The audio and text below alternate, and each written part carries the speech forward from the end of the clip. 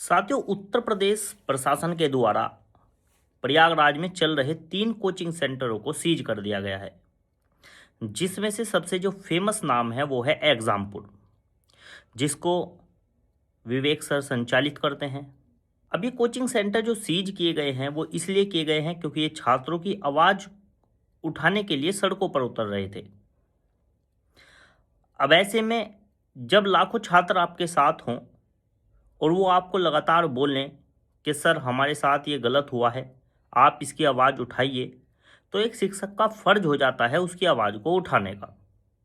लेकिन फिर भी अगर उस शिक्षक से आवाज़ उठाने में कहीं कोई कानून का उल्लंघन हो जाता है, तो इसका मतलब ये नहीं है कि आप डायरेक्ट उनके कोचिंग सेंटरों को सीज कर दें, क्योंकि कोचिंग सेंटर को सीज करने से डायरेक्ट संचालक पर तो फर्क पड़ता ही पड़ता है, साथ ही उस कोचिंग सेंटर के साथ जो भी लोग जुड़े हैं, जो स्टाफ जुड़ा है, उसका भी घर का खर्चा पानी वहीं से चलता है, उन पर भी बहुत ज़्यादा फर्क पड़ता है।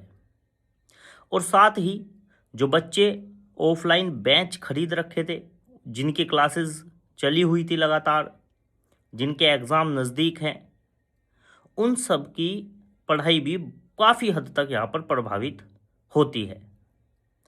तो ऐसे में डायरेक्ट किसी भी कोचिंग सेंटर को सीज करना उचित नहीं माना जाता। तो हमारी उत्तर प्रदेश सरकार और माननीय योगी आदित्यनाथ जी से निवेदन है कि कोचिंग सेंटर को सीज हटा दिया जाए,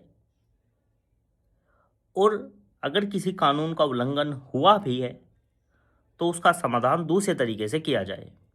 हम सब लोग अध्यापक हैं, हमारा काम है शिक्षा देना, और साथ में अगर बच्चों को शिक्षा देते हुए बच्चों के साथ किसी पेपर में धांधली हो जाती है तो उनके साथ भी खड़ा होना हमें पड़ता है।